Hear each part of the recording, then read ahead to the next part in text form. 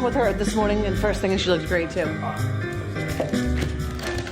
Okay, Jamie, Can you hear us? We can't hear her though.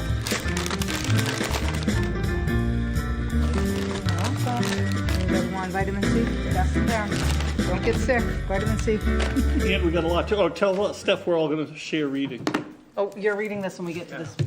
Rose's Okay. reading a page. Okay, you got it. Hit your mouse.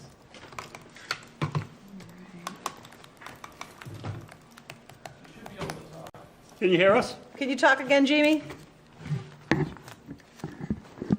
No. I think we're live on TV too, right? No, I think No. those would have been, it says our program begins shortly, so. Okay. Christina, I'm I not, think the mics may be. Yeah. I'm not getting any. What do you mean, not getting any?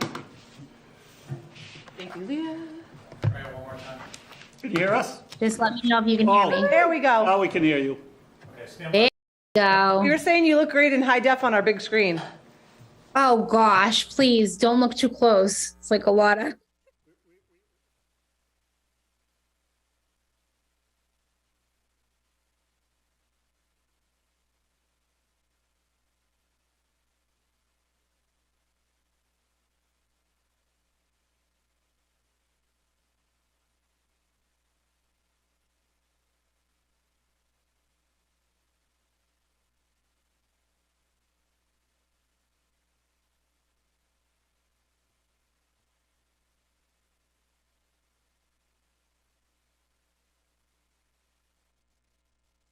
Welcome to the Tuesday, January 31st, 2023 Board of Selectmen meeting. We are here over cable access and being recorded this evening to open our executive session. We will then take a motion to go into executive closed session and then be back at 7 p.m. in live session for our regularly scheduled meeting. So with that, I will entertain a motion to enter into executive session.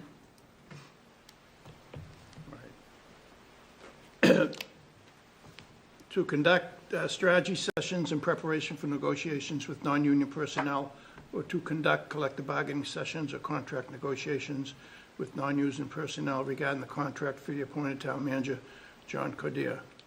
Motion to enter into executive session to, I think it's the same thing. Yep, that's it. So, Second. and we just need to roll call. Mark, yes? Dennis, yes? Leah, yes? Stephanie, yes? Steph, yes. All right, thank you, everyone. We will see you at 7 p.m. for our regular meeting.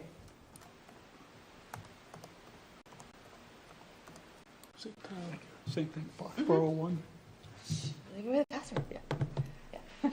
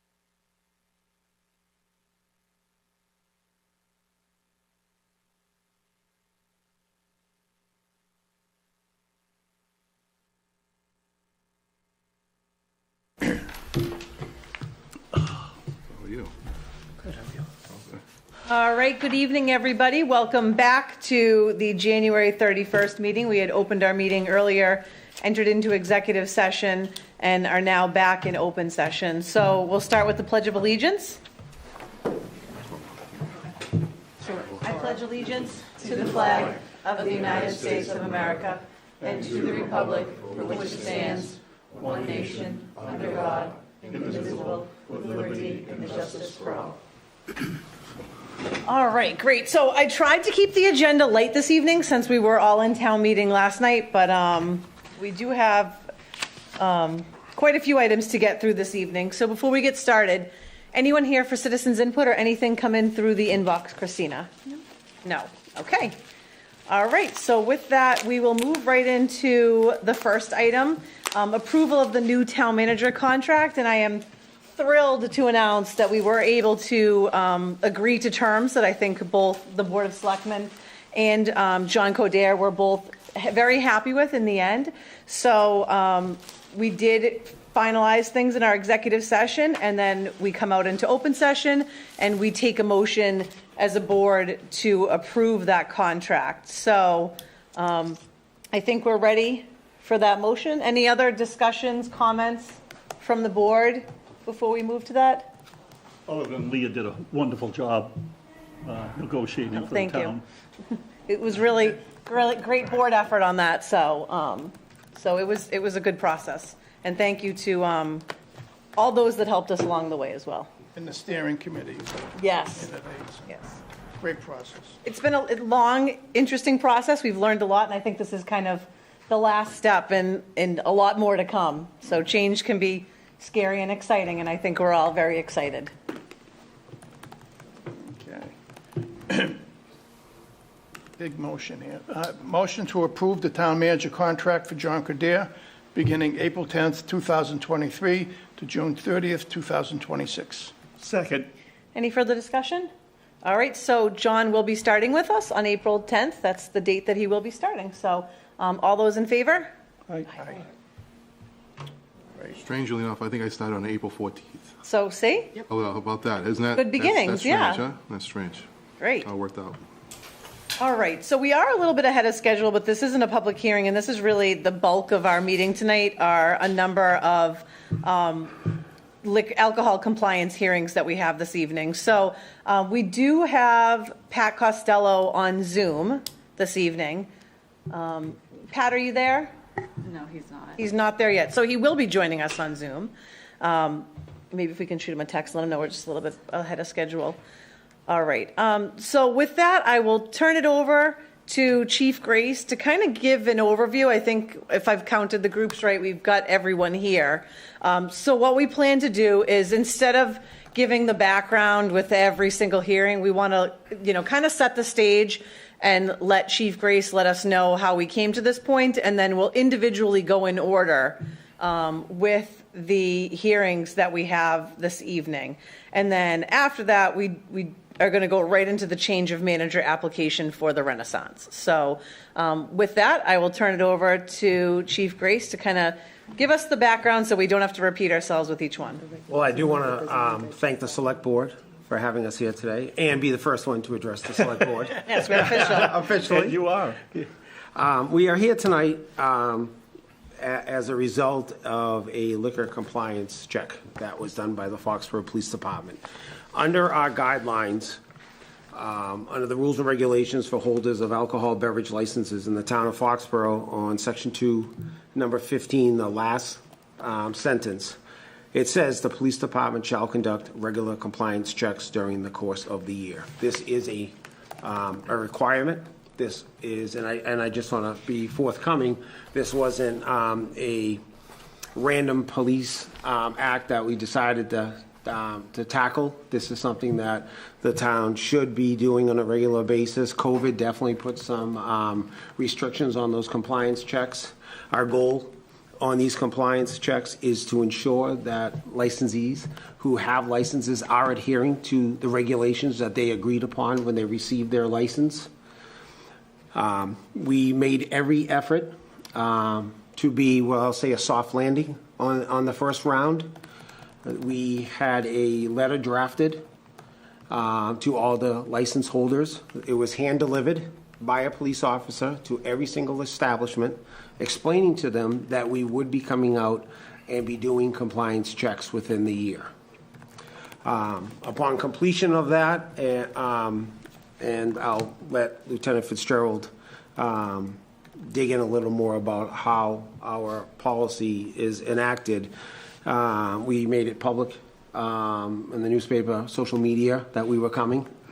So I just want everybody, the residents of Foxborough, to know that, and to the board, that we're here to enhance and support the business owners, but we also expect them to follow the rules.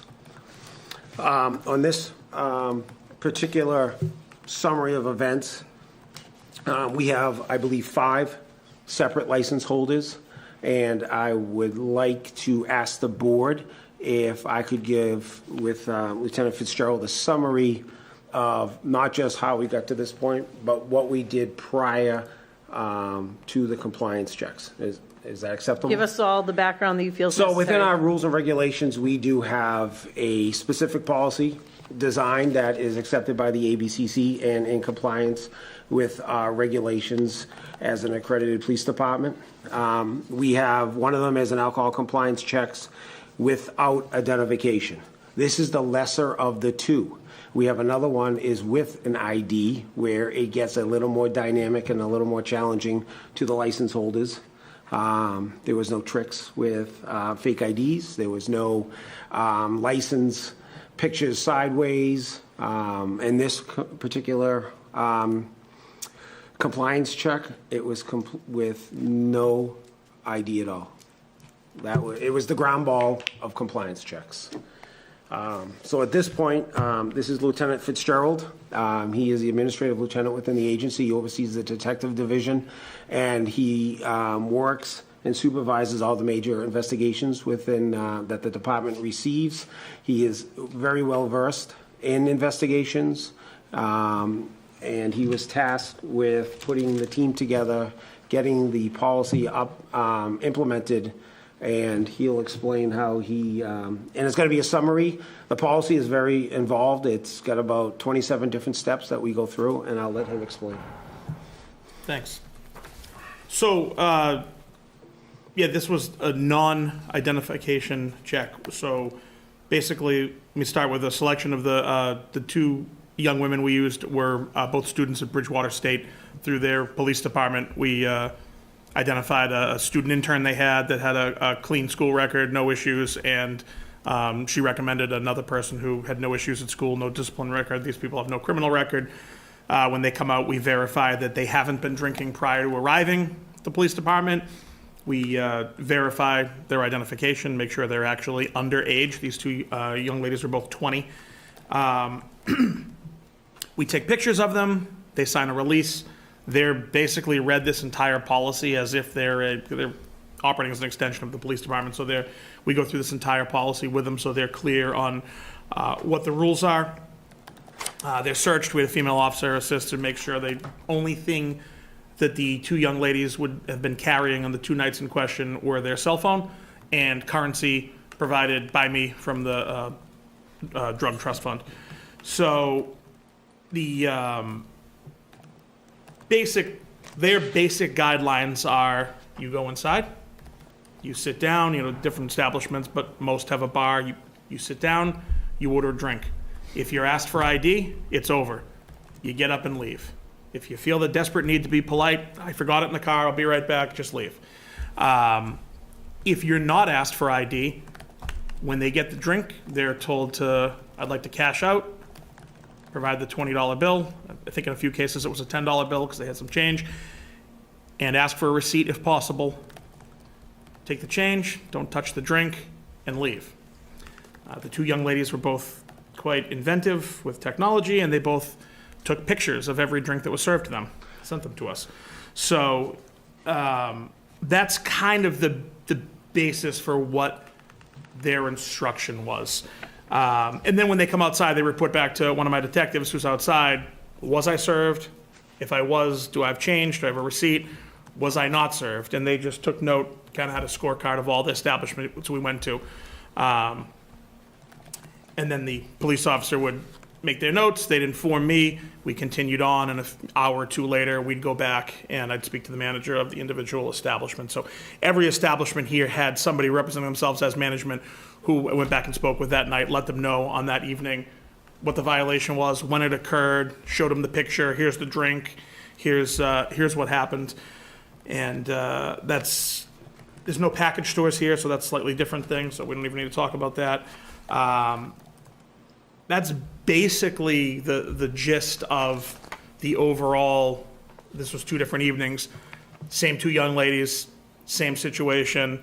And at the conclusion of the night, we give them a breath test also to make sure it's still all zeros. They didn't consume anything anywhere that we didn't know about, and that was not an issue. So that's the kind of outline without addressing each individual establishment. And we also made the effort not to pick a very busy Friday or Saturday night. We selectively picked a Thursday night where we wouldn't really be putting potentially a business at an unfair disadvantage if they were just overwhelmed. We're not about trying to catch you that way. We're trying to catch you the easy way. And so I just want that to be noted also. Yes. How many establishments did you go to in those 2 days? We had the number 48 comes to my head.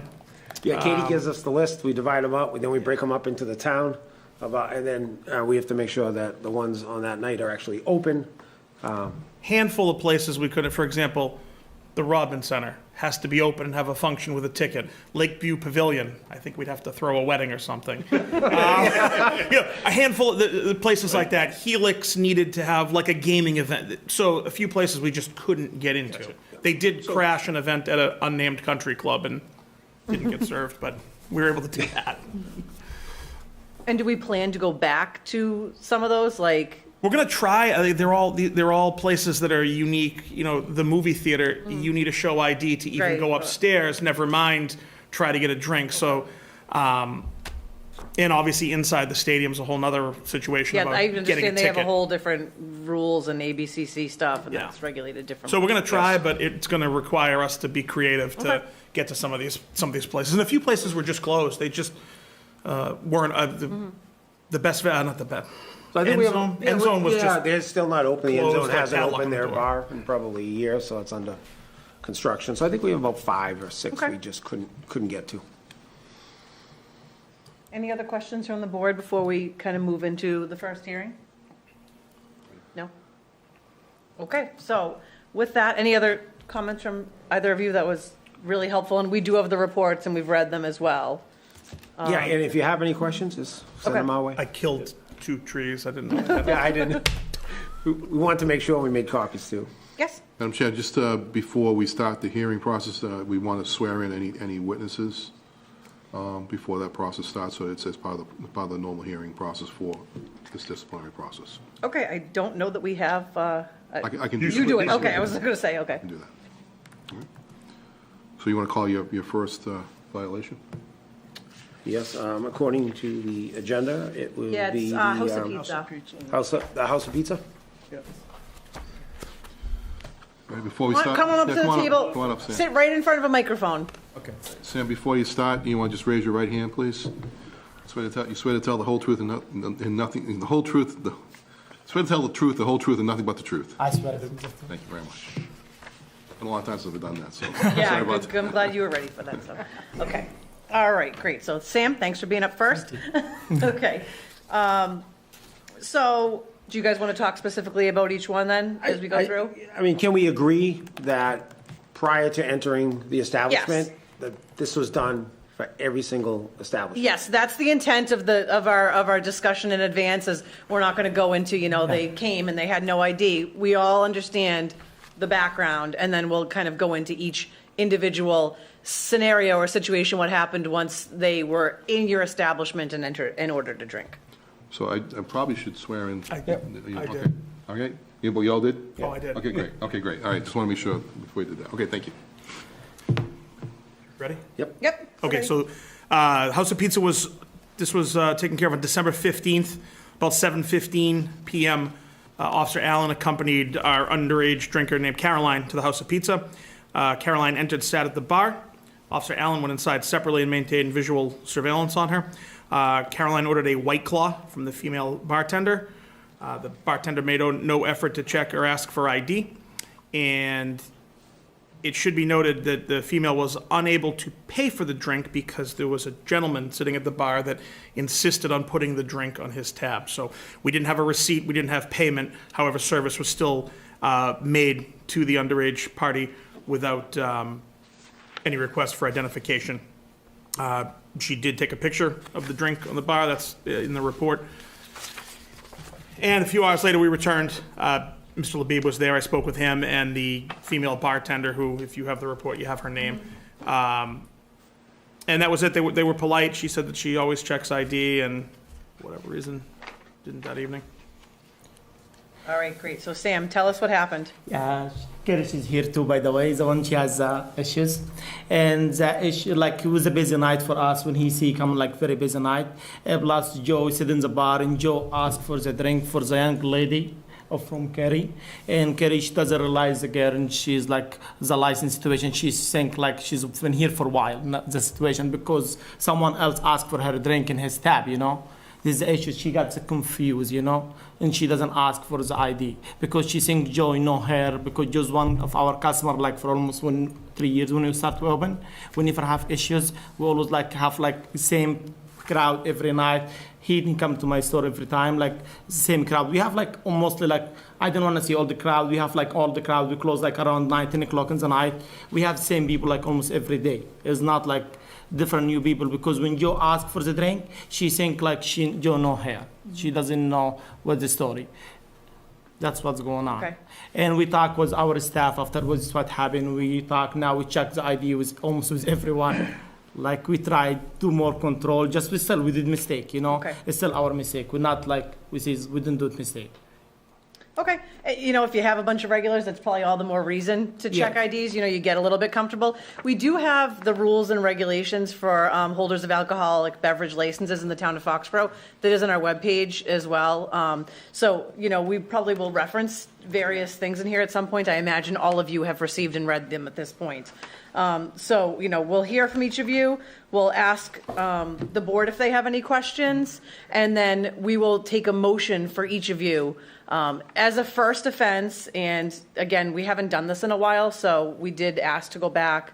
No one had any infractions that we saw, you know, as of at least the last 6 years. So according to the final page of the liquor regulations, there is a section that's called sanctions for violations. So I'm sure you've all looked, and just for the board, on the first violation, it's a letter of reprimand and or suspension up to 3 days with an optional closing hours for 10 days. So that's kind of what we're looking at as far as making a decision for each of the folks that are here today, this evening.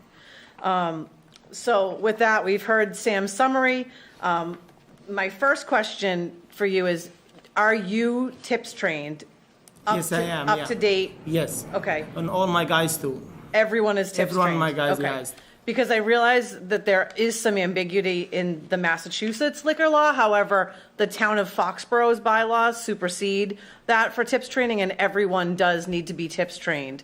So that is something we will be focusing on more in the future. You'll probably see it in your next renewal. You may have to attest to that everyone is. I know, you know, it's a tough business to be in, and people come and go, but it is really important that everyone is properly trained, not only to protect, you know, underage people in town, but even to protect, you know, your own business and yourself as the manager on record for each of these liquor licenses. So with that, I probably won't repeat the whole tips thing every time you're all here in the audience shaking your head, but I will probably ask that same question. So any questions from the board? No. Well, I kind of have a comment. I mean, listen, it's all well known. I've been doing what you guys do for 30 plus years.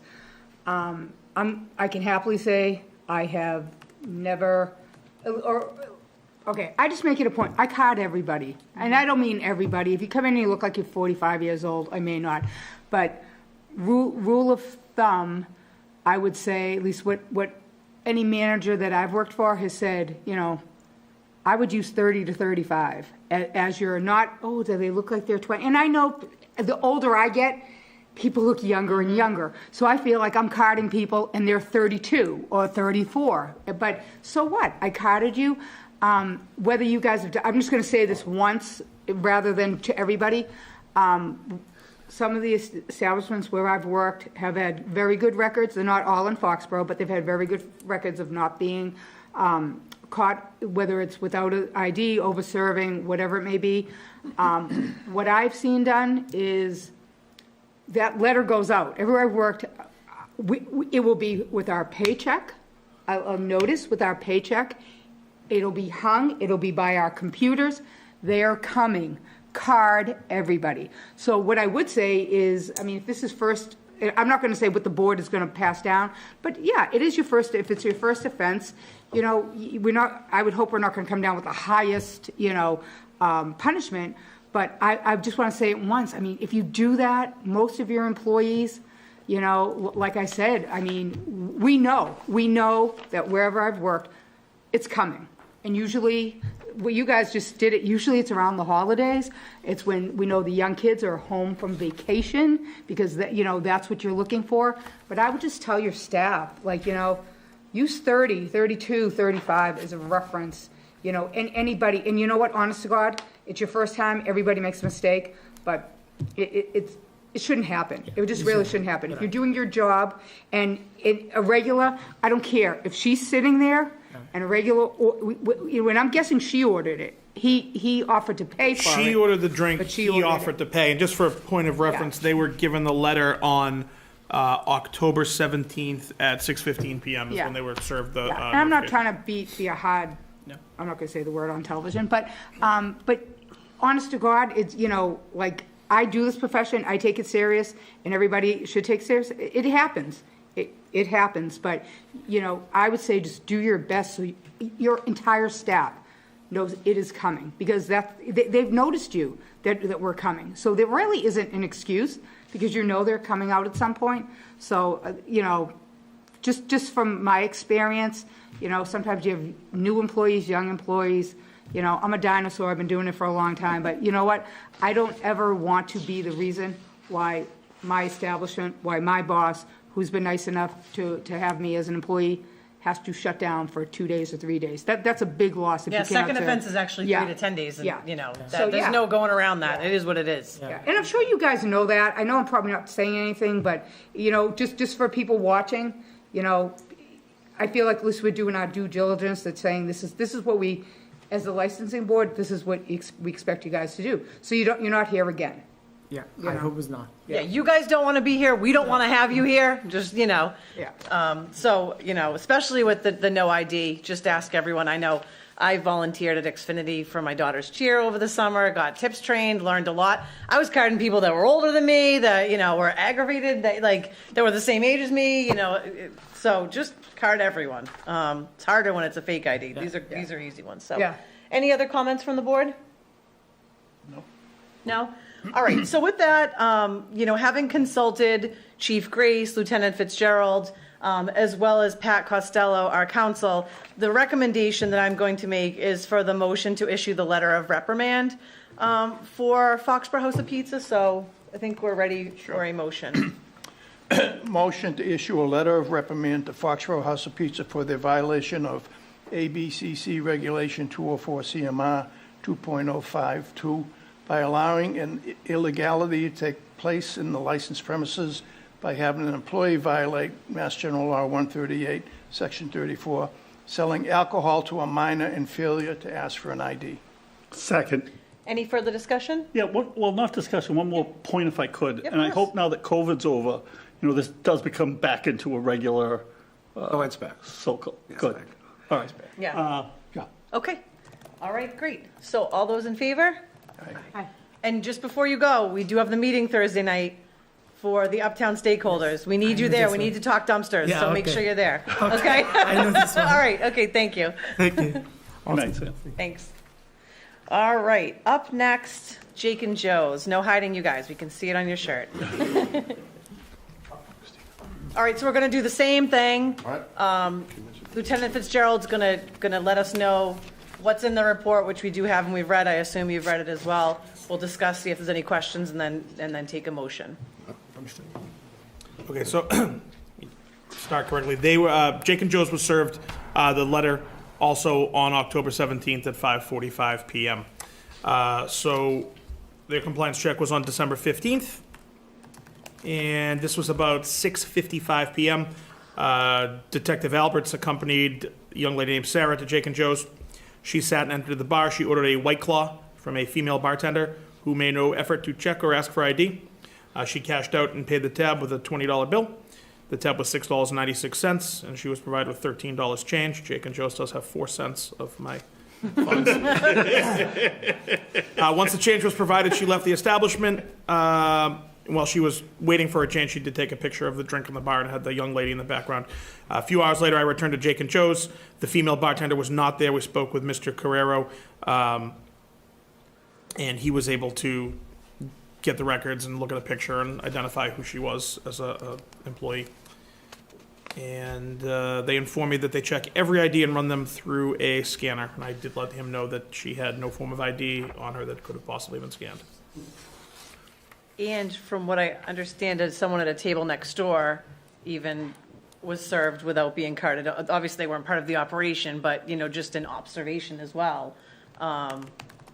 Just making sure to note that since it is in our report as well. So we'll hear from you. Well, as far as the... Can you introduce yourselves, yeah. please? So, I'm Jeff Reddington. I'm the manager on record for... Oh, we need to swear you in, sorry. Raise your right hand. Swear to tell the whole truth. Yep. Swear you swear to tell the truth, the whole truth, and nothing but the truth. So help you God. Yes. Okay, thank you. Yep, my name's Jeff Reddington. I'm the manager on record at Jake and Joe's, and this is Frank Rhodes, my director of operations. It's a Pleasure to meet you. So neither of you are the ones in the report. You're not the manager. You're not on the liquor license. I'm not. I'm here. I'm his direct supervisor. So I am on the liquor license. Okay, but Mr. Carrero Was the manager on duty. on duty. Okay, gotcha. So as far as the bartender not carding the young lady, that was a complete lapse in judgment on her end. When it was, when I received the information she hadn't carded the young lady, I was shocked. This bartender has been a senior bartender for us, worked through COVID. She's notorious for carding anyone that comes through the door using that scanner. A week prior, she refused service to someone who was in their late 30s because they didn't even have their ID on them. So this behavior, I was astonished by. So we dealt with it swiftly. We suspended the young lady for a week, which obviously hurt her income.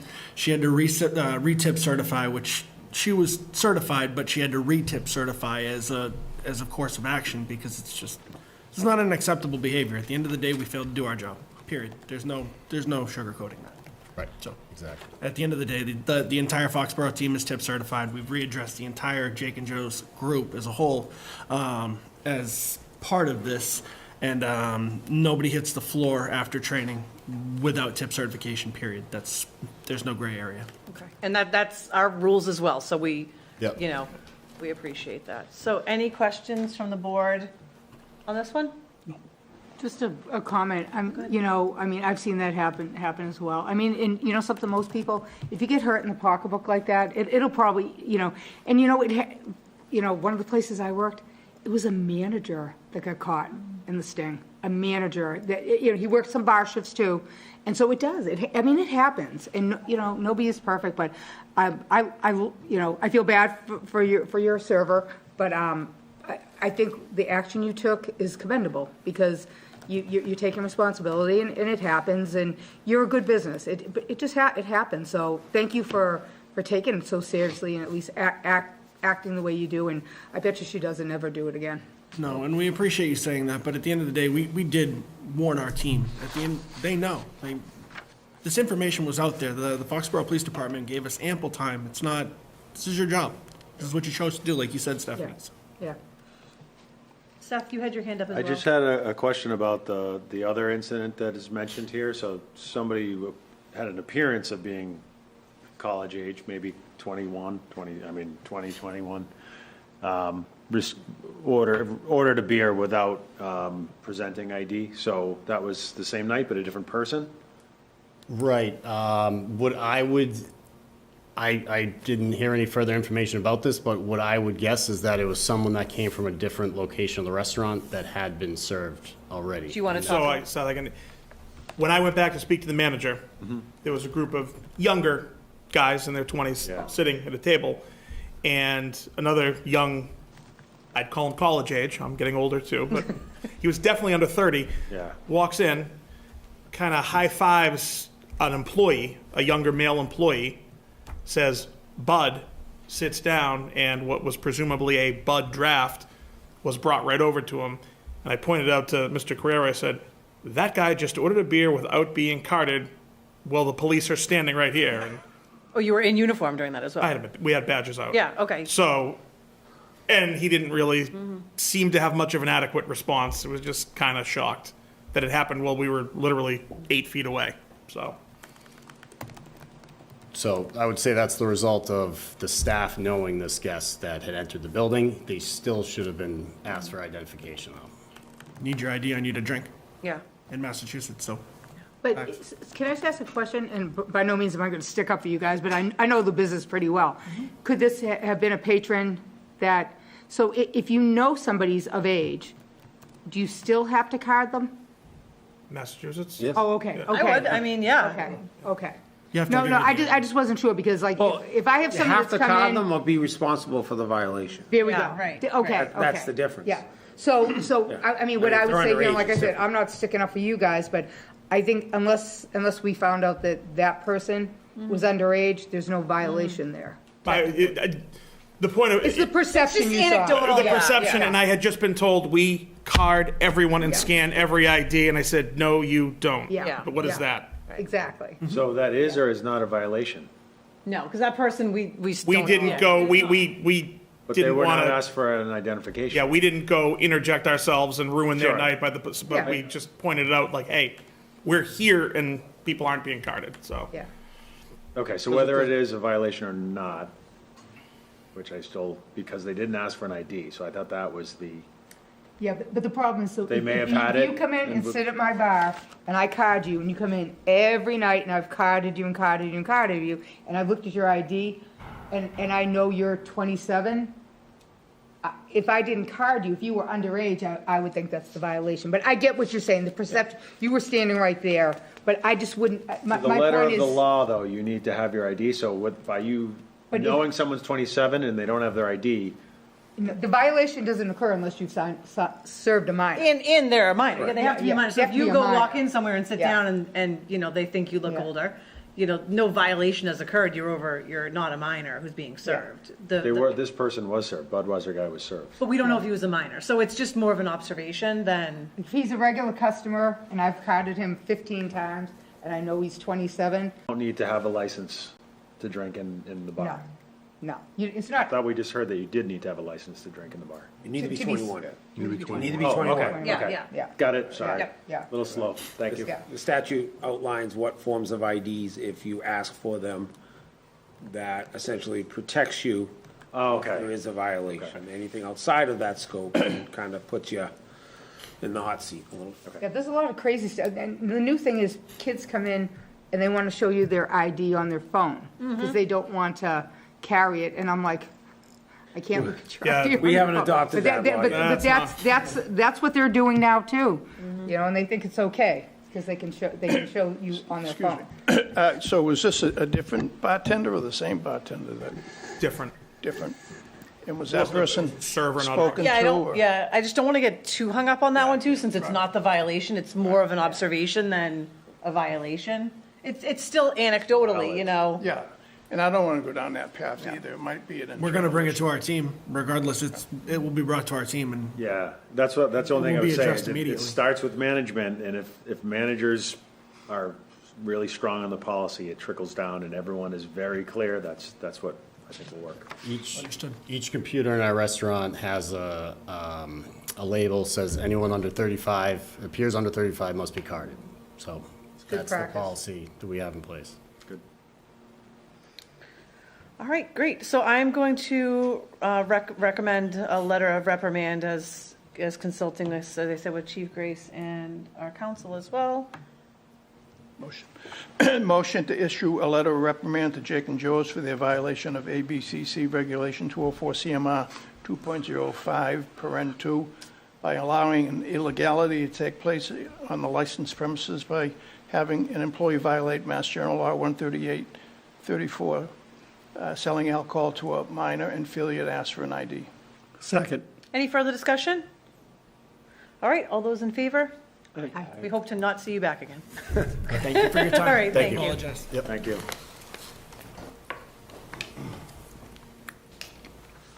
All right, next up, we have My Pearl.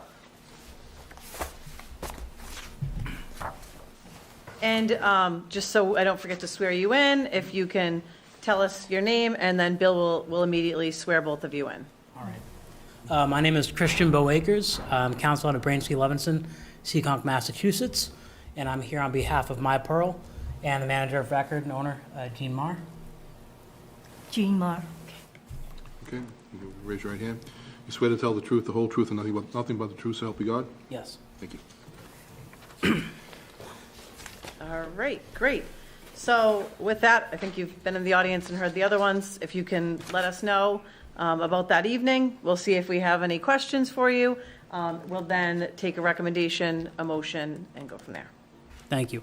I think Chairman McGowan hit everything tooth on the nail, as well as the chief and lieutenants. That night, I believe it was a Thursday, November 10th, if I recall correctly from the report.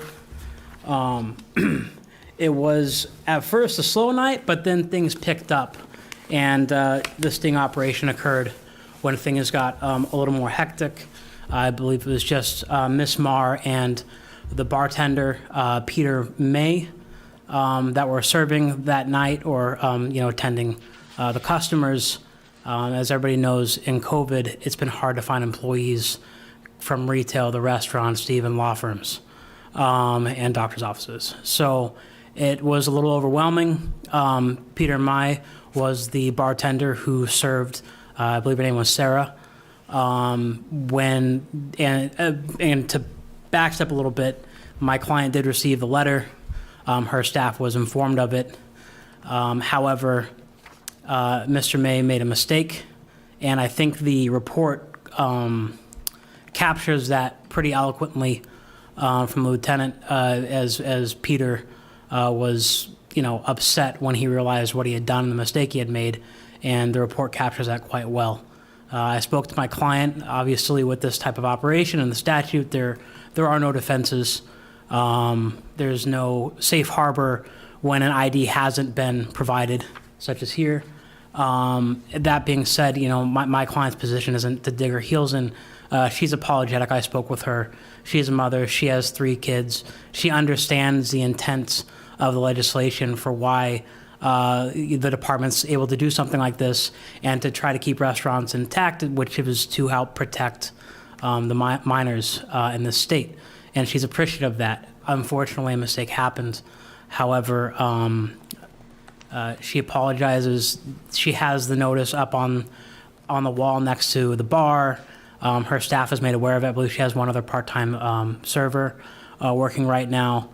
And obviously intends not to have this happen again. And moreover, made sure everybody was up to date with their tip certifications as well, following this matter, to ensure this doesn't happen again. And I was so eager to get them sworn in that I skipped over you giving your intro. So is there anything else that you wanted to add to No, that? it's November 10th, 6:27 p.m. The young lady, Sarah, who was working with us, went inside. Detective Albert stayed outside because he recognized some local people inside at the bar.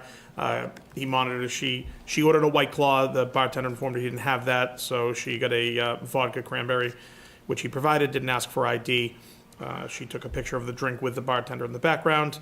And when we went back later, he was there. We confronted him, explained it, and counsel mentioned, when I spoke with Ms. Marr, she called him over. I showed him the picture, and he simply said no, and kind of ran off, went back to work. So hopefully he is aware. So through the chair, if I could? So you interpreted the no as that he was remorseful. I came away reading that he was, Like, no, like. Right, it- no, it just wasn't scurried me. off. It's like, so I showed her the picture and said, this is him, there's the drink. And she was very apologetic. She knew, she acknowledged she got the letter.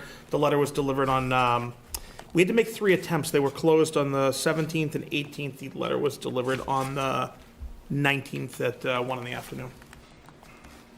I mean, Lieutenant, when I read that, I saw it as frustrated of, no, I made a mistake. That was my interpretation when I read it. Obviously, I wasn't there, and Lieutenant, Well, it says, and can walked take- briskly back to the bar. Like, so we have him here. We kind of know what happened. I think that's kind of the disappointing one in this. And I know you said everyone's tip trained now, but, acknowledging there have been some staffing trained, was your tips certification up to date prior to this? Was his tip certification up to date? I know that you're up to date now, but you understand that even your part-time server, everyone needs to have this, and be current. Yes. Yeah. so everybody is tip certified. Yes. is the part-time server? She left. Oh, okay. So then, yes. But she shouldn't have been, even, Yeah. if you say she left, it's not that yes, and she left. But she was not working that night. I did not hire her yet. And then she only come work for the Christmas and the New Year. And then she leave. But she can't work for Christmas and New Year unless she's tip certified. So everyone that needs to comes in your door that's hired, that has to happen before they hit the floor and are ready to, take drink orders, work behind the bar, waitress if that involves serving drinks as well. So I think that's very clear. I don't know if I misheard you or not, but I thought you characterized this briefly as a sting. Well, And I think that's kind of the wrong message, because a sting, you don't have the prior warning, you don't have the police department going out of their way to tell people this is coming. So it's all about developing this culture, where it's not a sting. It can happen anytime, and just don't let it happen to you, because it's not who we are. So I just reacted to the I apologize for sting language. characterizing that. Yeah. Maybe I grew up in LA, so maybe I'm just growing up with, language that I learned when I was out there in the city. So I do apologize for that. And I don't mean that negatively towards Foxborough or the department, as myself and my colleagues at my firm work quite often with local law enforcement in Bristol County. So I did not mean that in a negative connotation whatsoever. And unfortunately, if you asked anybody in the business, they would refer to that as a sting. Nobody says there's an alcohol compliance check coming.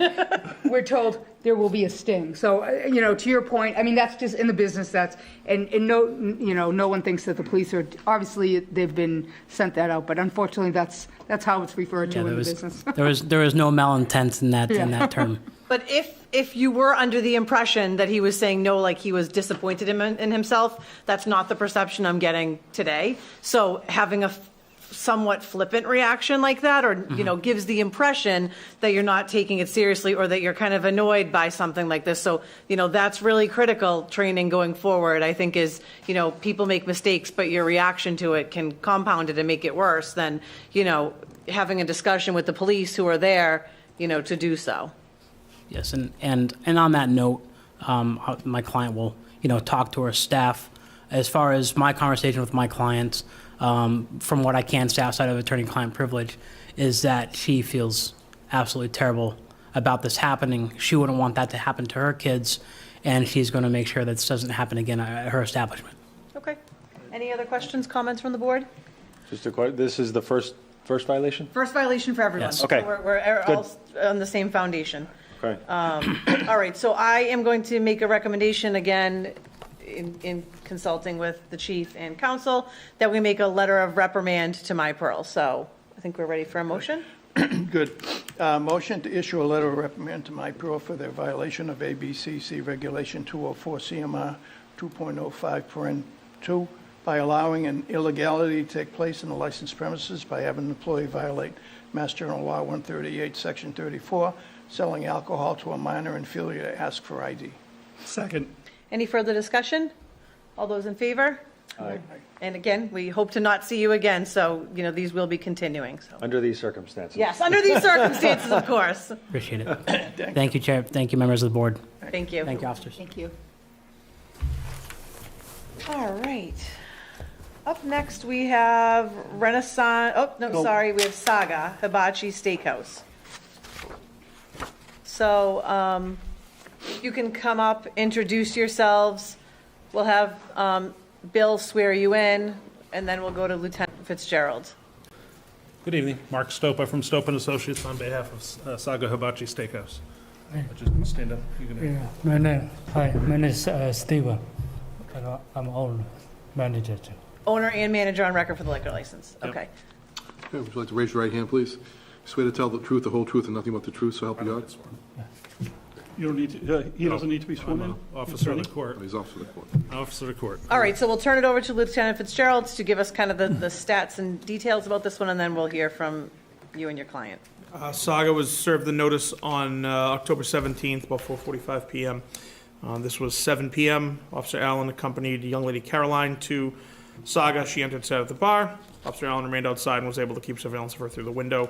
Caroline ordered a White Claw, which was provided to her with no ID by the male bartender, then cashed her out for the $6.40 drink. While waiting for her change, she took a picture of the drink with the bartender in the background. She took the change, came outside, and reported back to us. A few hours later, we returned to Saga, and the bartender was identified as a Mr. Kwong, and the manager, Annie Chen, who I don't believe is here. It was explained to them what happened, and they both were polite and cooperative. Okay, great. So neither party that were there that evening Actually, are Annie here. Chen is here tonight. Okay, great. And you're the manager on record for the license? Correct. Okay, great. Thank you for helping set the stage. Thank you.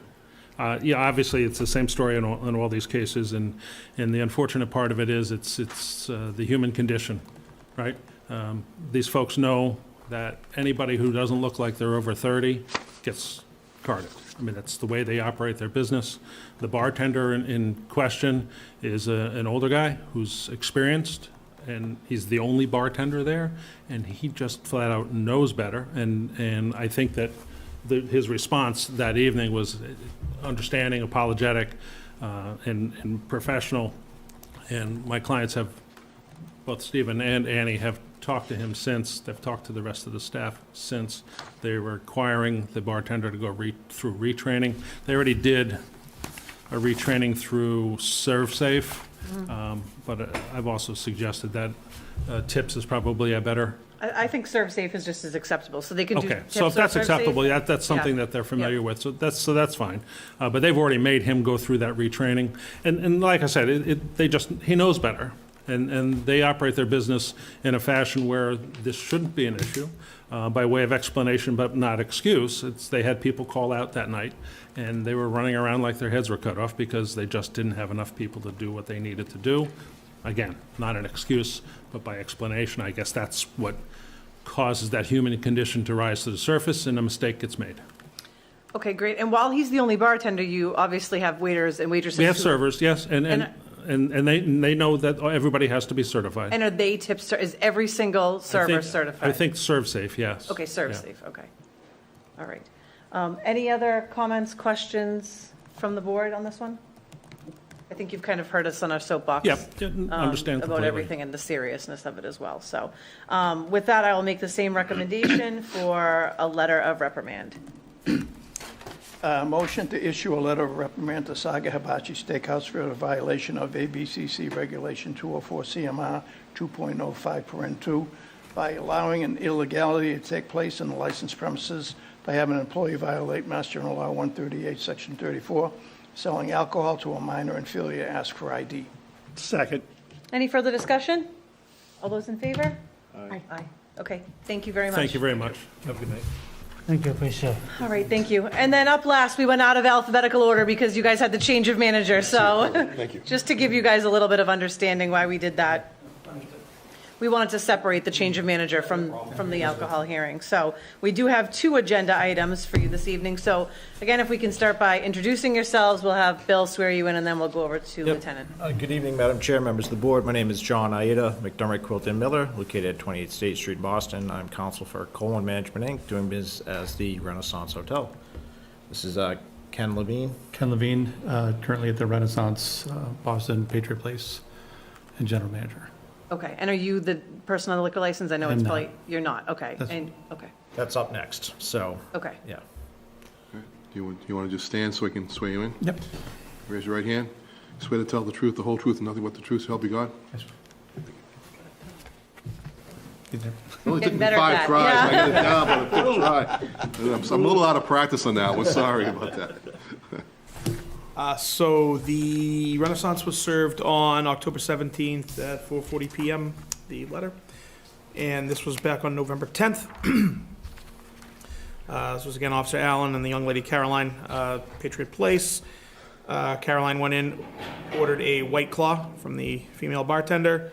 They didn't have White Claw. The bartender conversely offered her a Bud Light Seltzer, which she accepted. That was delivered, never asking for ID. She cashed out. The drink was $9. She brought the $11 out to Officer Allen. I actually was present for that one, walked inside and saw it. I returned later and I spoke with the bartender, Sonia Brown, and Norman Demers, who he explained to me he wasn't a manager but was still on the liquor license. There was some sort of job transition, but he was the responsible, I guess, manager that evening. And we had a little bit of a discussion there because the bartender did try to tell me it was busy, and there were 3 people in the entire place. So we worked through that, and she seemed very apologetic. They were both very nice, but that's about it. So thank you, Lieutenant Fitzgerald and Chief Grace, for your earlier presentation. So we're not here to dispute any of the facts as presented. And the reason why neither one of those individuals are here, so Mr. Demers was the manager of record. He actually recently retired, actually at the beginning of this year, just a few weeks ago. And the server in question, she was immediately talked to by Mr. Levine and Mr. Demers on 2 separate occasions. She was suspended from her position.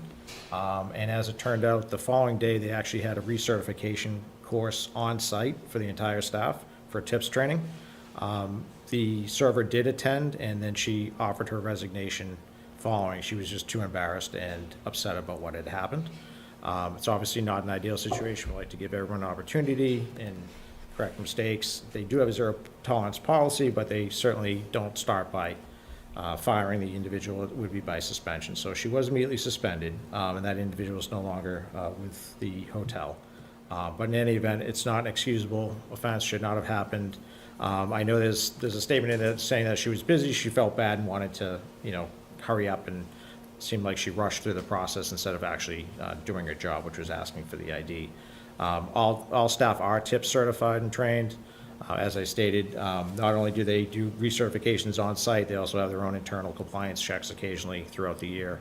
And they have an exemplary record throughout the state. They hold 19 other licenses in Massachusetts, and they do a really good job. So this is very unfortunate.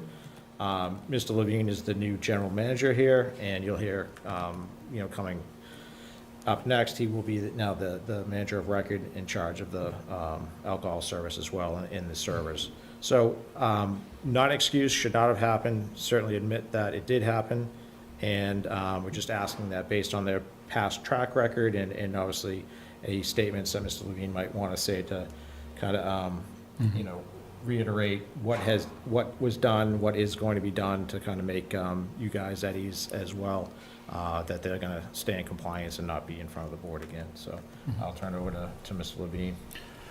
Yeah, so as John mentioned, all that was all accurate.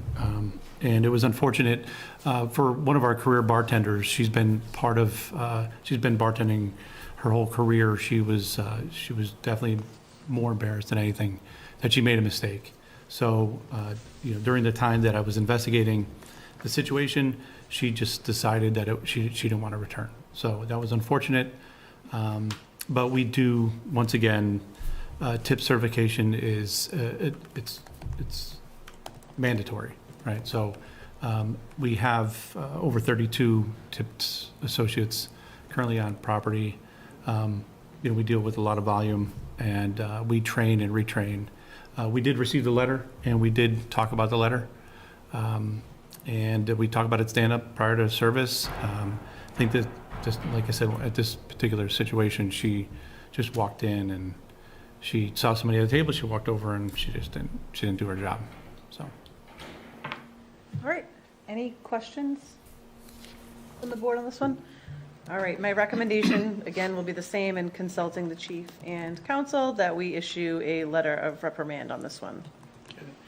Motion to issue a letter of reprimand of Renaissance Hotel at Patriot Place for the violation of ABCC Regulation 204 CMR 2.05(2) by allowing an illegality to take place in the licensed premises by having an employee violate Mass General Law 138, Section 34, selling alcohol to a minor and failure to ask for ID.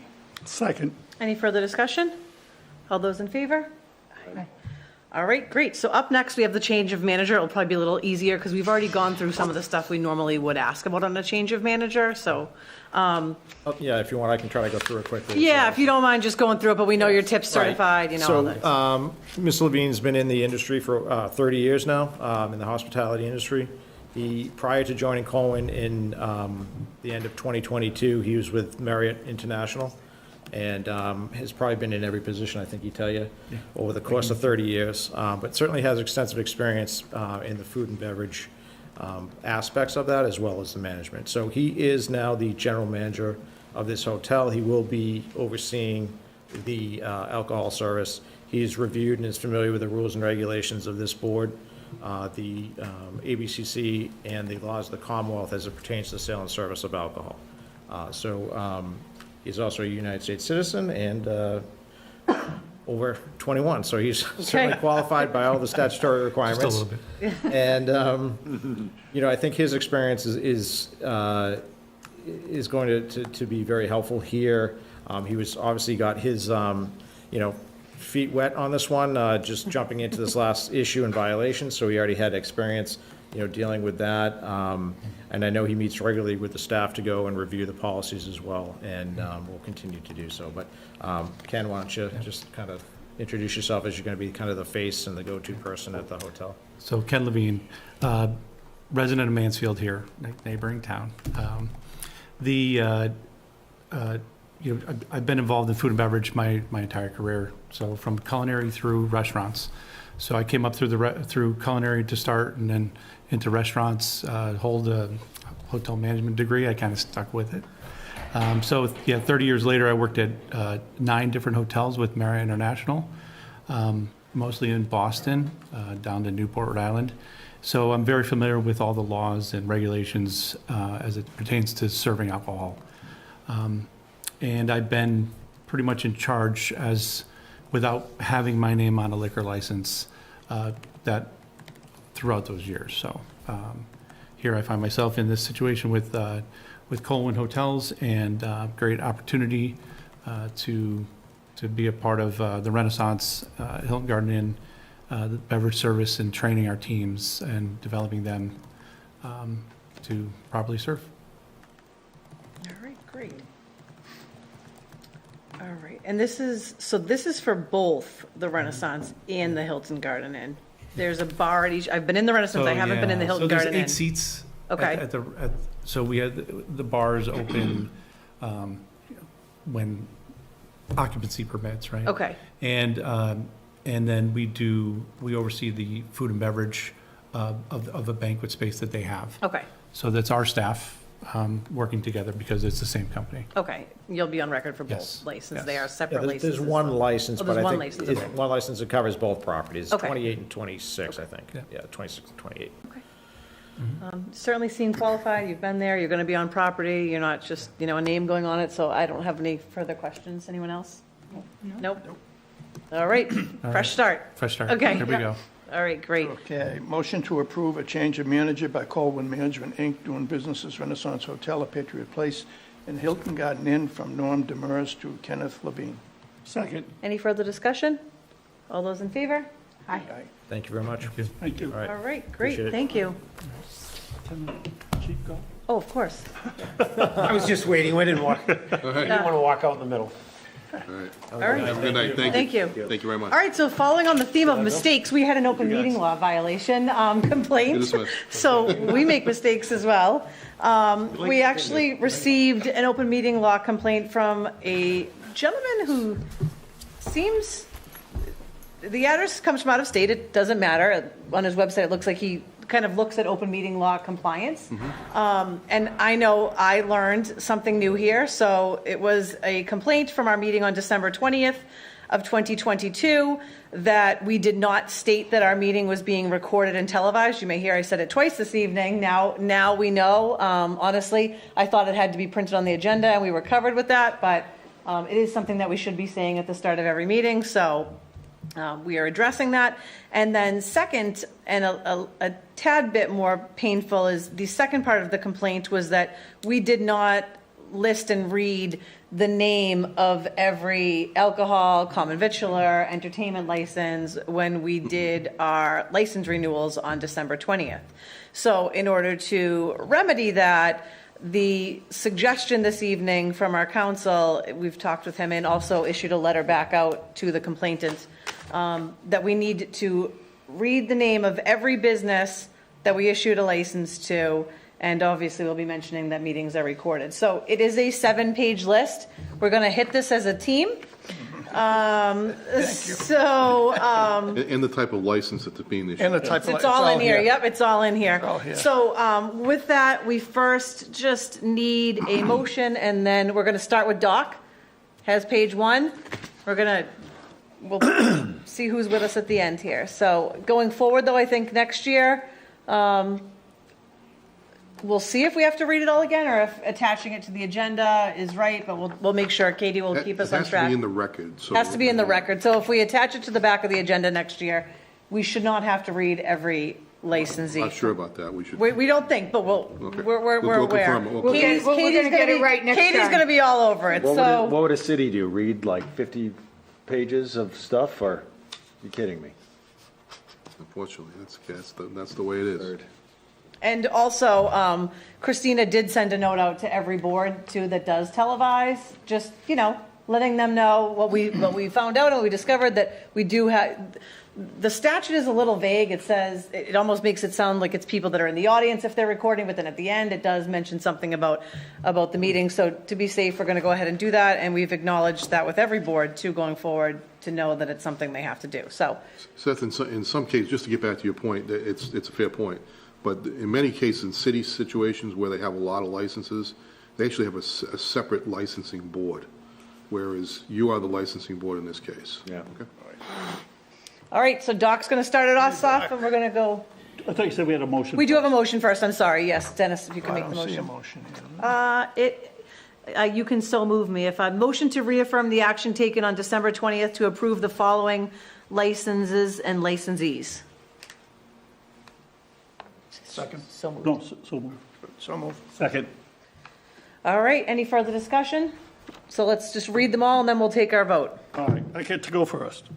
99 Restaurants of Boston doing business as 99 Restaurant and Pub, 4 Fisher Street, approved for a common victualler, all alcohol, and a 7-day entertainment license. Saul Tuckerias, Inc., doing business as Acalitos Tuckeria at 265 Patriots Place, approved for a common victualler and a 7-day entertainment license. Antonia's International Foods Incorporated, doing business as Antonia's International Foods at 369 Central Street, approved for a common victualler's license. Colo Group, LLC, doing business as Ban Mi Oi at 8 Wall Street, approved for a common victualler's license.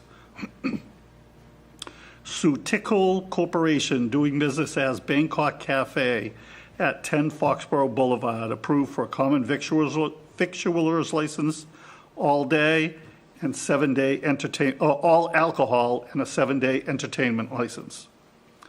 BLH Acquisition Company, LLC, doing business as Bar Louie Tavern and Grill at 232 Patriot Place, approved for a common victualler, all alcohol, and 7-day entertainment, and an annual Sunday entertainment license.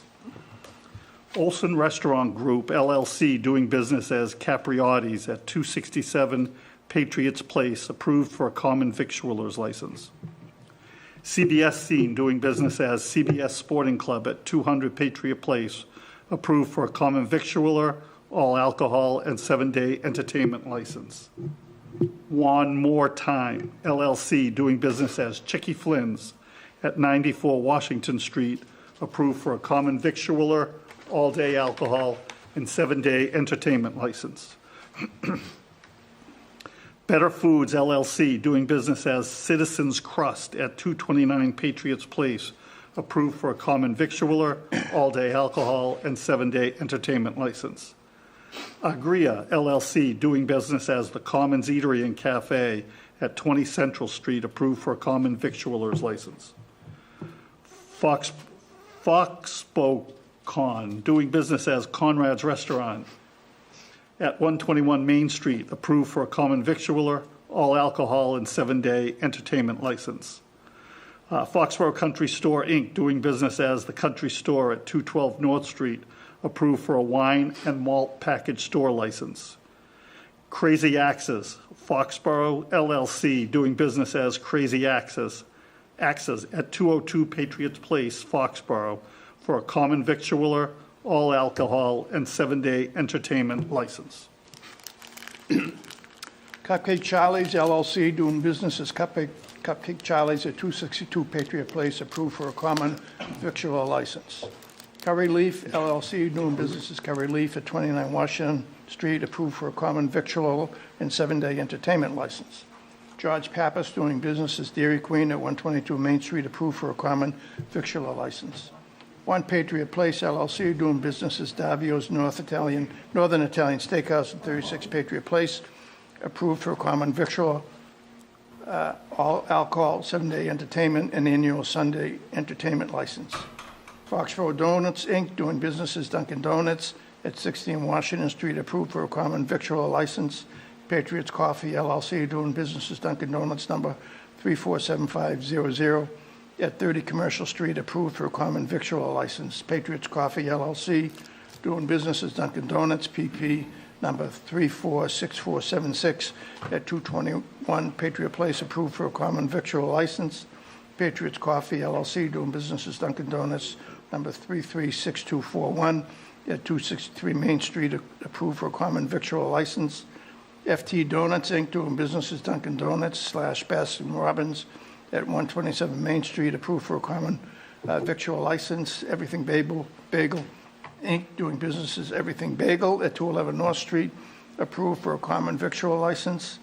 190 Octane Patriot Place LLC, doing business as Fat Tuesday at 26 Patriot Place, approved for a common victualler, all alcohol, and 7-day entertainment license.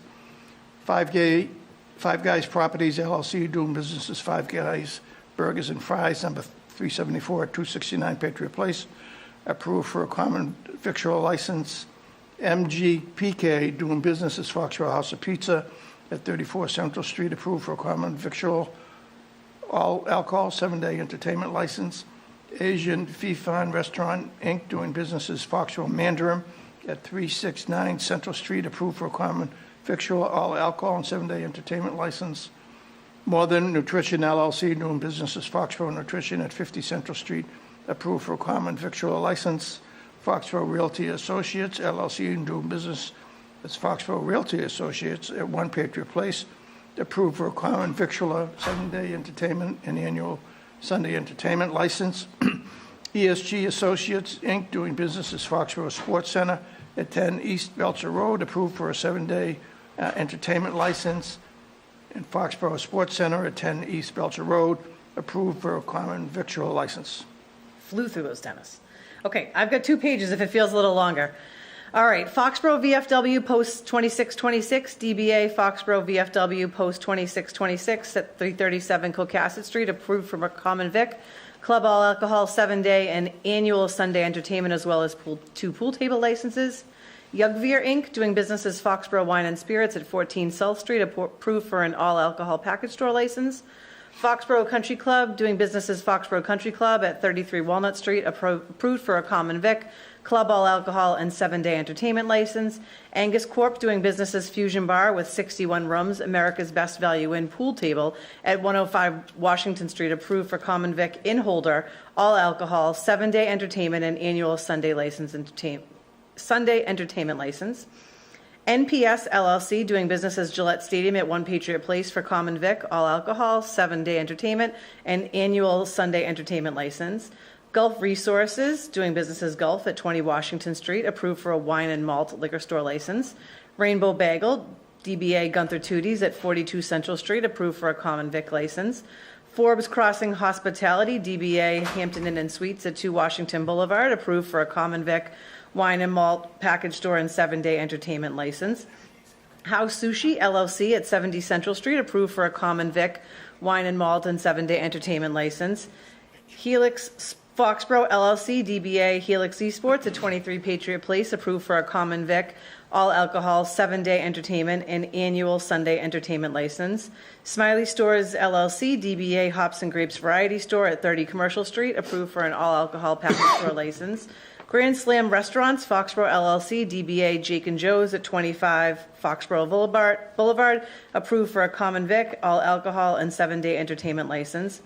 Restcore of Lafayette House, DBA Lafayette House at 109 Washington Street, approved for a common vic, all alcohol, 7-day entertainment, and annual Sunday entertainment license.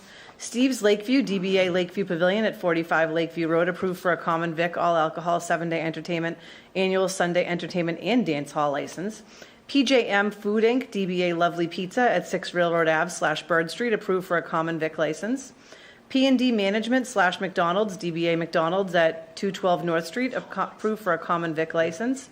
Harvest Group, DBA My Pearl at 121 Main Street, approved for a common vic, all alcohol, and 7-day entertainment license. Linen Zoo Inc., DBA Mandarin Chef at 34 Mechanic Street, approved for a common vic license. New England Frozen Ventures / George Cavis, I'm going to butcher that, doing business as Menchie's at Patriot Place, 268 Patriot Place, approved for a common vic license. EAD Entertainment, DBA Muse Paint Bar at 217 Patriot Place, approved for a common vic, wine and malt license. Normandy Farms Campground, LLC, DBA Normandy Farms Campground at 72 West Street, approved for a common vic, wine and malt package store, 7-day entertainment, annual Sunday entertainment, automatic amusement, arcade, and movie theater license. Nearvy Inc., DBA Olive and Mint / Ambrosia at 2 Washington Street, approved for a common vic, all alcohol, and 7-day entertainment license. GMRI Inc., DBA Olive Garden, number 1808 at 392 Patriot Place, approved for a common vic, all alcohol, 7-day entertainment license.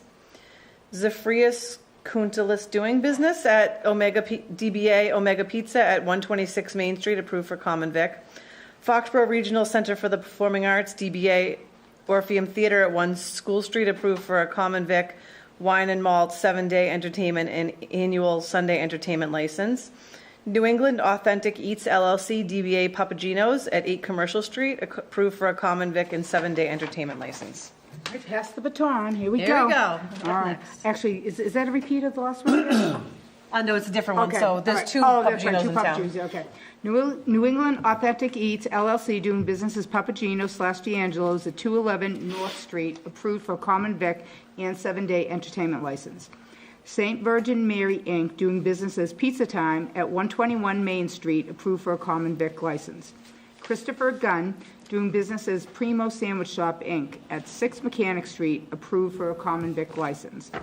Keshev Krupa LLC, doing business as Quick Stop at 79 Summer Street, approved for a wine and malt package store license.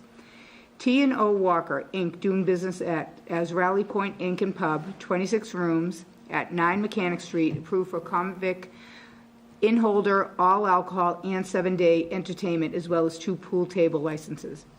Red Robin International Inc., doing business as Red Robin, America's Gourmet Burgers and Spirits at 201 Patriot Place, approved for common vic, all alcohol, and 7-day entertainment license.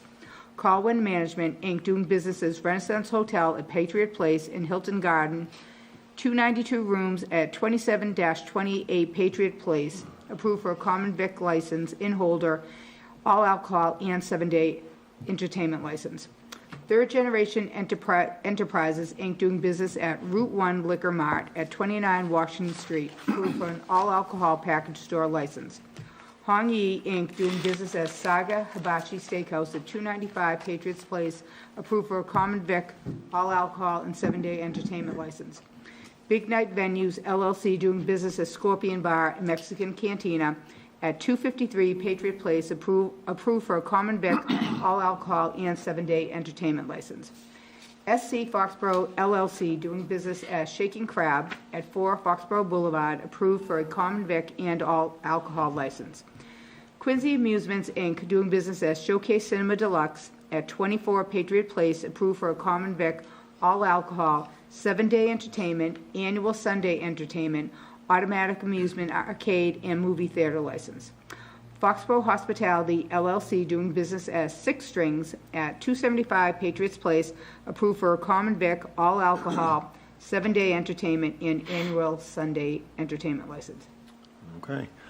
Big Tuna LLC, doing business as Skipjacks at 226 Patriot Place, approved for a common victualler, all alcohol, and 7-day entertainment license. Sonesta International Hotels Corporation, doing business as Sonesta Select Boston Foxborough, 149 rooms at 35 Foxborough Boulevard, approved for a common victualler, in-holder, all alcohol, and 7-day entertainment license.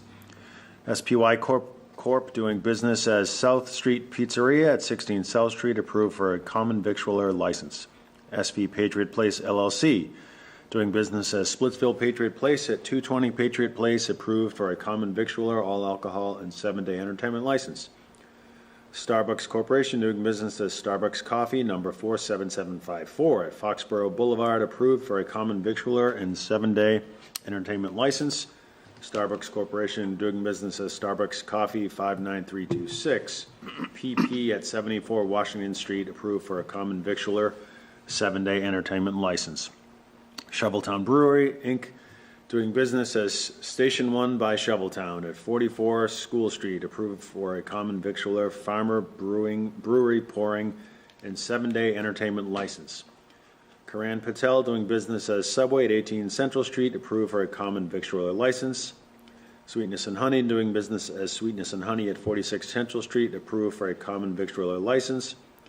Better Foods LLC, doing business as Tavolino Restaurant at 274 Patriot Place, approved for a common victualler, all alcohol, and 7-day entertainment license.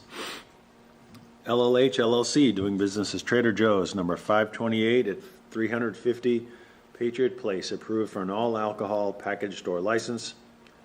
Mahant Management LLC, doing business as Tropical Smoothie at 22 Patriot Place, approved for a common victualler license.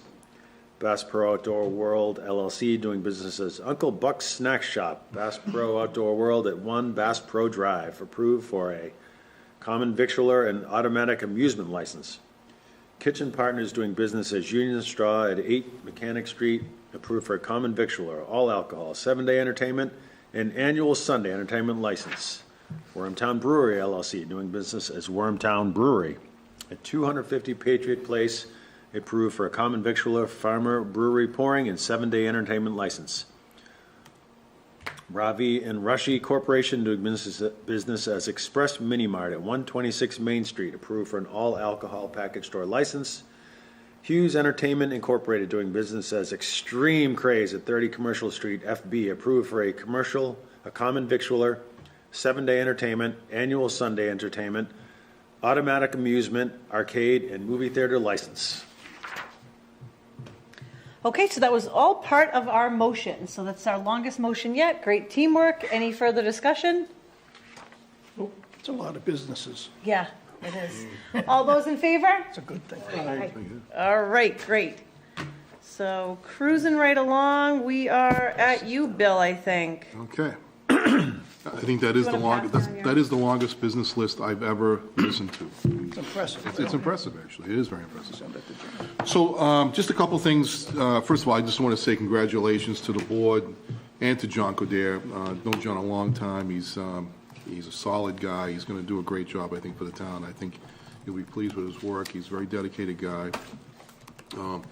Him and I talked this afternoon, and I wished him well, congratulated him, and committed to him that, I'll do everything I can to make the transition as smooth as possible. There's a lot of things he's got to come up to speed on, and we'll try and work them very closely to make sure that happens. And so make sure that, I'll take the opportunity to bring him around and meet a lot of people, and so he feels very comfortable in the new role. So congratulations to both you and to John for reaching that agreement today. As far as this past week, we did go to the MMA annual conference, and it was a great opportunity to get together with a lot of people. We haven't done that in a long time. It's been a couple of years since COVID hit, and I think everybody that was there was excited to get together with people and again in person and able to share their experiences and knowledge and to see in person. Leah was able to go, and Christina and myself and a few others were able to go, and it was a great opportunity to get together and learn from other folks about what's good about local government. So I think it was great. I think what was most interesting too is one thing I'm pleased to report is that the town of Foxborough was listed right out of the gate as being the winner of a new award this year, the Kenneth E. Pickard Municipal Innovation Award for 2023 goes to the town of Foxborough for firefighter PFAS exposure reduction through incident activation risk analysis, which actually this actual award is really a two-phased award because it goes to the Foxborough Fire Department, but also goes to SEMREC because they teamed up to make this happen by virtue of putting together this recognition system so that when the calls come through, they're then able to explain to the crew what kind of equipment they should be wearing when they go to the incident. And by doing that, it actually reduces the number of opportunities for firefighters to actually wear the turnout gear, which in and of itself is a concern because of the PFAS that's contained in the equipment itself. So this is actually recognized not only from the statewide level, but on the national level as well. So, and it's I fully expect that we'll receive more recognition on that particular process, and it's been recognized by the union on a statewide level as well as a nationwide level. So we're very pleased that we have such great people thinking about these things on a regular basis. So congratulations to the fire department and to SEMREC for pulling this program together. And Chief Kelleher talked about that too when he came in, just to remind everyone as well. That's great. As far as that, we do have some new hires. Of course, John Coderre being one, but we also have a new senior youth services librarian, Emma Brelsford, who will be starting in February. Recreation and seasonal jobs will be posted soon. Assistant treasurer collector position is to be posted as well. And the community resource social worker and collections coordinator position closed, and we're looking to hire that individual probably within the next week. So we do. Veronica Harvey, who was assistant treasurer collector, is now taking on the job of being treasurer collector for the town of Needham. So congratulations to her, and that's why we're here for posted position. Today was her last day, so I want to wish her very well and best wishes in her new role as treasurer collector for the town of Needham. That's all I have, Madam Chair. All right, great. So going right into Selectmen's update, obviously we were all at special town meeting last night on the 30th. All 9 articles were adopted. The one that I will call out is the formal changing of our board's name to Select Board. So, there's some work to be done there going forward. We have been informally using it for a little bit, but we are now official. And it was nice. We were out of there in about an hour and a half. So it was a good, productive meeting. All right, the ribbon cutting for Everything Bagel is moved. It was going to be on Thursday 2/2, but the new date, Christina, just February 22nd. February It's a 22nd. Wednesday at 9 a.m. Is anyone able to attend that one? It is school vacation, so it's a little tough for me Yeah, to. that's a Wednesday? Yeah, Wednesday. Wednesday. I think I can, Okay. I can probably. I can follow up. Okay, Dennis, you think you can I do? think I Okay, can do it. okay, so let us Yeah. know if you can. We'll make sure that someone's there. I think most of us have tried Everything Bagel at this point and are excited to have them in town. Sneaking right up on us, the annual town meeting warrant is to close on February 14th. It would be good to circulate a placeholder, just the placeholders again. I had mentioned to Bill last night too, I know that there's some controversy with the time of our town meeting, and at the MMA conference talking to everyone. Maybe Christina, you could kind of look around, but I feel like we are definitely in the minority with the time that we start at. It's a little bit tougher though, because it is actually in our bylaw, so we're not able to just easily change the time. I don't know if we as a board want to take up a recommendation to loosen the language about that. I have not talked to Frank, I have not talked to Bob.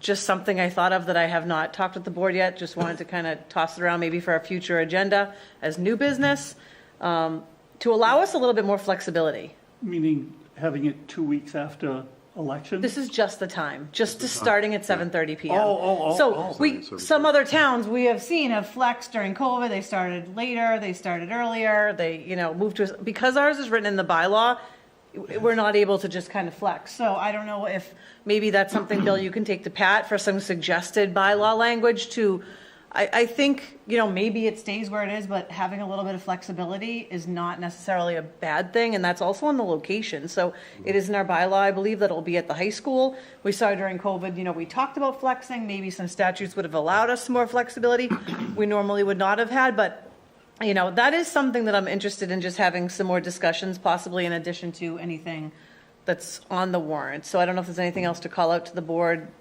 warrant-wise that we need to talk about, but that is like hot off the press thinking about it last night. Brand new, yeah.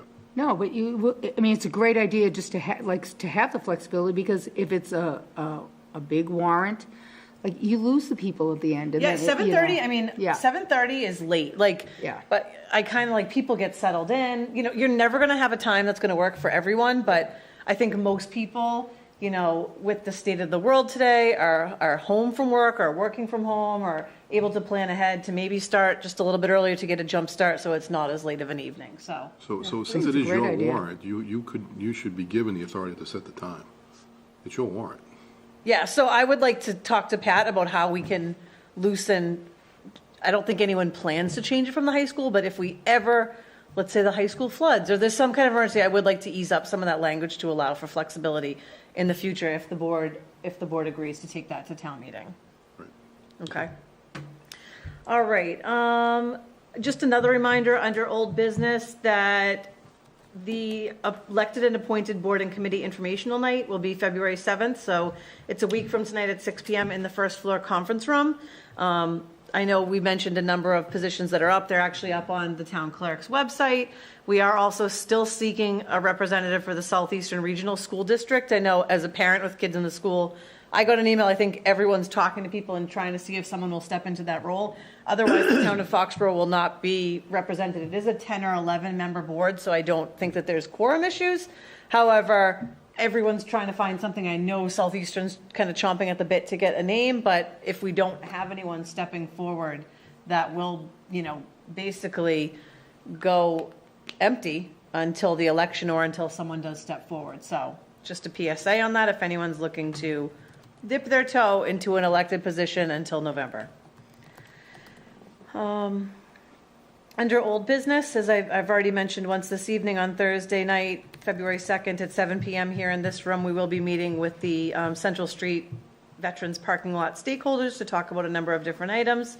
And I've already hit on the Southeastern Regional School District representative, so that will have to be a joint appointment. If someone does come forward, I think the school committee is taking a little bit more of a lead, though rightfully so, on trying to find someone, but we do have to mark that appointment once it's made. Anything else under Selectmen's update from the board? Yes? Yeah, so, thanks, Leah. I just wanted Yes. to... Sorry, that was not intentional. I forgot. Oh, no, that's Okay. totally fine. So I just wanted to take a moment to commend George and Marie and the rest of our finance team. As you all know, I spend a lot of time thinking about, free cash presentation and budget and how to represent data and show trends. And so I'm thinking forward. And that's all well and good. I think it's important, though, to recognize the work that the finance team, George and Marie, and the rest of the team has done. A lot of great work putting together the budget book in a really strong format. And the work that they did thus far on the financial trending and analysis, really impressive. So really strong results from that team. And I know that I feel like this is the right team to continue to move forward and make progress. So it was just, I just wanted to take a moment and express my appreciation and gratitude for that team, for the good work they've done already, and the work that they will, I know, will continue to do. Thank you very much. I did forget that one. And budget books will be coming out tomorrow, from what I understand. So, Yep, they're ready, and I actually signed the letter today, so they'll be going out tomorrow. so I'm sure Christina will send us a note, you know, when you're driving by town hall or Late able to pick them up. Yeah, that's, you know, so for those that are chomping to get them, they're coming out. They're coming out tomorrow. So just so nobody is surprised by tomorrow, I actually did a little different approach this year than I have in the past, because, you know, we have had a very lean budget for the past 3 years in a row. We've actually, on average, been under 3%, like 2.8% on average. So obviously, there's been some needs that have actually continued to grow as a result of that. So, but the direction of the board was to try and get to a 3% budget, which we got close to. We got 3.17, I think, was the number we came in at. But I also looked at the needs as well, and so I'm going to present those to you, because I think it's important that you see those, and that these are things that I do recommend that you consider, because there are needs in public safety, there are needs in public works that we've been, you know, not addressing because we just haven't had the ability to do that. I think you're in a better position to do that this year coming up than you have in previous years. So it's something else. I'm going to present both sides so you take a look and really consider that. Okay. All right, great. Anything else? All right, so we have 1, 2, 3, 4, 5 action items here. Okay, motion to approve Mark Boucher or Boucher, does anyone know? Mark Boucher and Naomi Boucher to the Veteran Services Advisory Committee for a term to end May 31st, 2025. Second. Any further discussion? Always exciting to see new names on committees in town. All those in favor? Aye. Okay. Motion to accept a $220 donation from Emily Bonin for new veterans markers. Second. Any further discussion?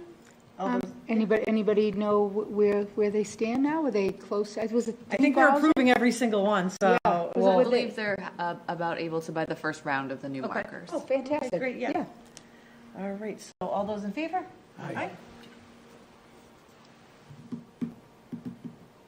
Motion to approve the extended outdoor off-hours work request for the Gillette Stadium North End Zone under the conditions set forth by the Foxborough Police Chief and Select Board.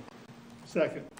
All right, under further discussion on this one, the hours are staying the same, but the date is coming out, is that correct? Yes, so they will be doing it till May 31st. They wanted to do it until October 31st, but Okay. speaking with the building commissioner, Scott Shippey, he was more comfortable with May 31st and then could reassess, especially when Okay. the spring and people's windows are open. So it's not that it's necessarily later, it's kind of what they're doing now, that's already later, but we're extending the date, and I did ask Christina to check with police, make sure there was no complaints, Scott Shippey, and there's no concerns with this one.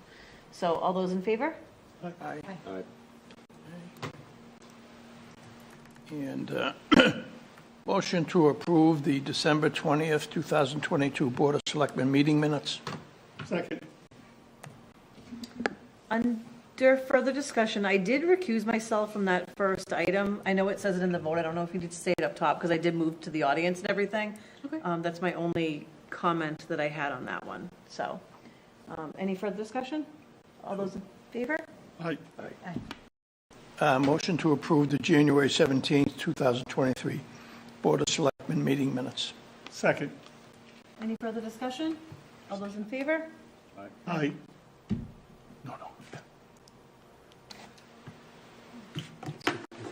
Motion to adjourn. Motion to adjourn. Second. Well ahead of schedule. Okay, all right. Impressive. All those in favor? Aye. Bye. Good night, everyone. Good night.